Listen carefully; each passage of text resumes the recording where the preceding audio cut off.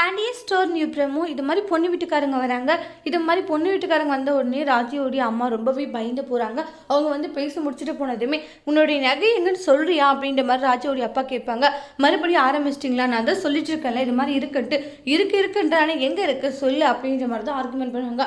அப்போ தான் இருந்துட்டு இங்கே பாருடா, ஏன்னா தேவையில்லாத கல்யாணம் ஆகட்டும்டா, அதுக்குள்ளே நீ இப்படி பிரச்சனையாக பண்ணிட்டு இருக்க. இல்லைம்மா, இவர் நகை யார் கொடுத்தான்னு தான் இப்போ எனக்கு சந்தேகம் ஓடிக்கிட்டு இருக்குன்றாங்க. நகை எங்கே போயிருக்கு சொல்லுங்க, அதுக்கான பதிலே சொல்ல மாட்டேங்கிறா. இவ சொல்லாத இருக்கிறதெல்லாம் வச்சு பார்த்தா இவ யாருக்கோ கொடுத்துருக்கிற மாதிரி தான் தெரியுது. இப்போ கொடுத்தா என்னடா அப்படின்றாங்க.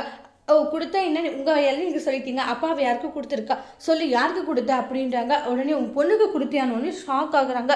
சொல்ல போறியா இல்லையா? ஆமாங்க, என் பொண்ணு கொடுத்தனோடனே கோவப்பட்டு ராஜியோடைய அம்மா கணத்திலே அறிஞ்சிட்டாங்க.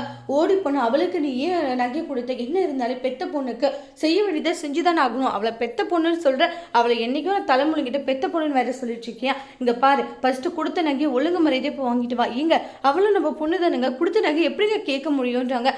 கேட்க போறியா இல்லை எல்லாரையும் கூப்பிட்டு அசிங்கப்படுத்திட்டோமா அப்படின்ற மாதிரி சொல்றாங்க. பண்ண போறாங்க ராஜியோடைய அம்மா? நகை விஷயத்தை பற்றி போய் கேட்க போறாங்களா, இல்லைன்னா வந்து அவங்களுடைய வீட்டுக்காரர் இதை பெரிய விஷயமா ஆக்க போறாங்களான்னு வெயிட் பண்ணி பார்க்கலாம். தேங்க்யூ.